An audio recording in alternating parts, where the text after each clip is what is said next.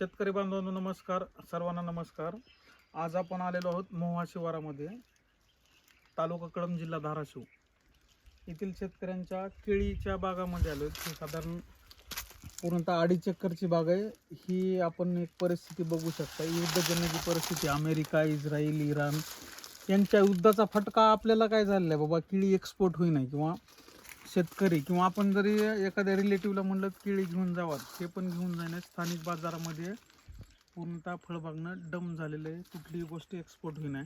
प्रत्येक बंदरावरती, पोर्टवरती आपली 1000-2000 कंटेनर जे आहेत ते पडून आहेत। हे नाशवंत पीक आहे, परंतु याचा विषय असा होतोय की आपण हे केळीचं पीक असेल किंवा कुठलेही असेल फळाचं पीक, हे आपण वेळची वेळ जर नाही विक्री झाली तर शेतकरी पूर्णतः हातबल झालेला आहे। परंतु याच्याकडे कुणाचंही लक्ष नाही की बाबा शेतकऱ्यांना आता परवाच गारपीट झालेली आहे, त्या गारपीटीमधून आपण बघू शकतो केळी किती सुंदर आले। म्हणजे ही जर केळी जर 16-18-20 रुपये किलो जर जात होती, त्यावेळेस शेतकरी आमचा मराठवाड्यातला समाधानी होता।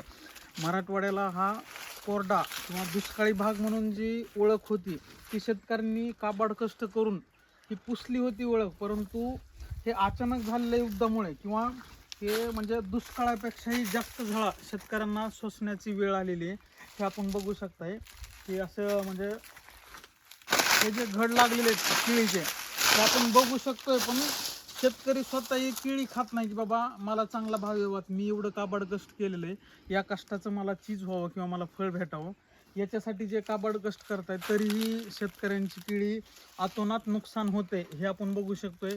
केळीला जो खर्च केला आहे शेतकऱ्यांना, जैविक खत असेल किंवा रासायनिक खत असेल, याचा लागवडीचा खर्च असेल किंवा ठिबकचा खर्च असेल, पाणी कमी पडलं तर शेतकरी काय करतो की बाबा टँकरद्वारे पाणी घालतो। आता केळीसाठी हे बघू शकता आपण, हे बॅगा लावलेले होते की बाबा केळीचा घड जो आहे तो म्हणजे चांगल्या क्वालिटीचे व त्याला कीड लागू नये, चांगल्या क्वालिटीचं एक्सपोर्ट होण्यासाठी उत्पादन काढतोय शेतकरी।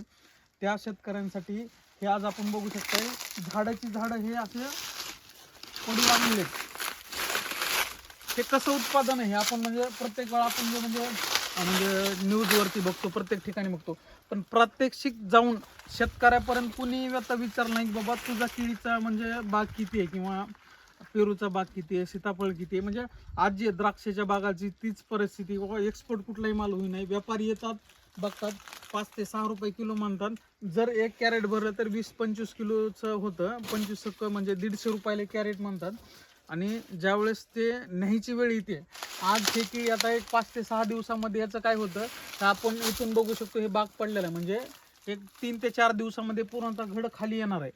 म्हणजे धड तो व्यक्तीही कुठला खाणार नाही, व्यापारीही कुठला घेऊन जाणार नाही किंवा कुठल्या मुक्या जनावराच्या पण तोंडामध्ये न जाणारा घास म्हणजे केळी आहे। आज व्यथा अशी झालेली आहे की बाबा आज शेतकऱ्यांनी म्हणजे आपली ओळख जी दुष्काळाची होती ती पुसून काढण्यासाठी एवढं काबाड कष्ट करून हे आपल्याला म्हणजे आपल्या खाण्यासाठी किंवा माल एक्सपोर्ट करून काहीतरी म्हणजे उदरनिर्वाह होईल। कुठल्याही शेतकऱ्याच्या मुलीचं लग्न असेल, कुणाचं घर बांधण्याचं असेल, तर हे आपण बघू शकतोय की आज आपण केळीच्या बागामध्ये केळी कशा पद्धतीनं आलेली बा, तुम्ही पण याचं कौतुक केलं पाहिजे की बाबा शेतकऱ्यांना चांगल्या पद्धतीनं कष्ट करून केळी आणलेली। परंतु याच्यामध्ये काय झालेलं आहे की शेतकऱ्यांना म्हणजे भाव भेटत नाही किंवा व्यापारीच येत नाही। पहिलं काय व्हायचं की व्यापारी पाठीमागे लागायचे, बाबा मला द्यात मला द्यात, 10-5 व्यापारी यायचे बाबा, त्यांच्यामध्ये बार्गेनिंग व्हायची, कोण जास्त रेट देईल त्याच्यामध्ये शेतकऱ्यांना त्याला केळी द्यायची।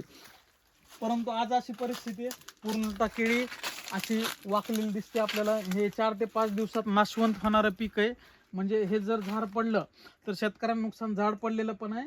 आणि हे जे घड आहे हा केळीचा घड एक 15, 20, 30 किलो, 40 किलो जो होणार आहे तो पण पूर्णतः नाश होतोय। याच्यासाठी एकच माझं असं सांगणं की बाबा कमीत कमी समजा व्यापाऱ्यांनी एक्सपोर्ट जरी नाही झाली तरी आपल्या घाऊक व्यापारामध्ये शेतकऱ्याकडून खरेदी करून, म्हणजे जे काही आपले ग्राहक आहेत त्यांनी शेतकऱ्याकडून खरेदी करून नक्कीच त्यांना सपोर्ट करून आपला शेतकरी मोठा झाला पाहिजे। आज युद्ध आहे बाहेरच्या देशामध्ये, ते आपले युद्ध आपल्या चुलीपर्यंत आलेले आपल्या भारतातल्या। जर हेच युद्ध आपल्या भारतापर्यंत आलं किंवा शेतकऱ्याने पिकवायचंच बंद केलं, आज गॅस टंचाईमुळं आपले हॉटेल्स बंद आहेत, म्हणजे घरामधील म्हणजे पुण्यामधील असतील, मुंबईमधील असतील, स्थलांतरण वाढलेलं आहे। परंतु हेच जर आपल्या शेतकऱ्यांना पिकवायचंच बंद केलं तर म्हणजे परिस्थिती काय होईल हे कुणीच सांगू शकत नाही.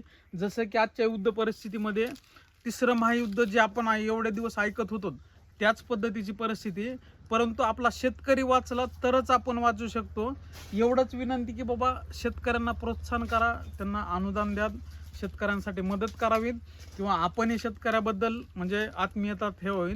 एवढंच माझं सांगणं आहे. आज व्हिजिट दिली, खरंच म्हणजे शेतकरी मुलाखत द्यायला पण तयार नाही की बाबा. मी त्यांना विचारलं की बाबा याच्यामध्ये खर्च किती झाला आहे, एक्सपोर्ट कोण आहे किंवा तुम्हाला व्यापारी कुठले येतात, व्यापारी घ्यायला येणार आहेत का, ते सांगण्याची त्यांची पण म्हणजे त्यांच्या तोंडातून शब्द फुटत नाहीत. परंतु मला म्हणजे असं भासलं की बाबा माझा शेतकरी अडचणीत आहे, ही म्हणजे प्रत्येक जणापर्यंत गोष्ट पोहोचावी की बाबा शेतकरी आपल्यासाठी आतोनात प्रयत्न करून म्हणजे जे उत्पादन घेतोय किंवा आपलं अन्नधान्य असेल, जे कडधान्य असेल ते पिकवतोय आणि ते आपल्यापर्यंत पोचवतोय. त्याच्यासाठी एकच विनंती की आपल्या घाऊक व्यापारामध्ये म्हणजे व्यापाऱ्यांनी पण जास्त पिळवणूक करू नये ग्राहकाची, किंवा ग्राहकांनी फक्त आपल्याच मालाला पसंती दिली तरच शेतकरी जगेल आणि शेतकरी जगला तरच आपण जगतो. धन्यवाद.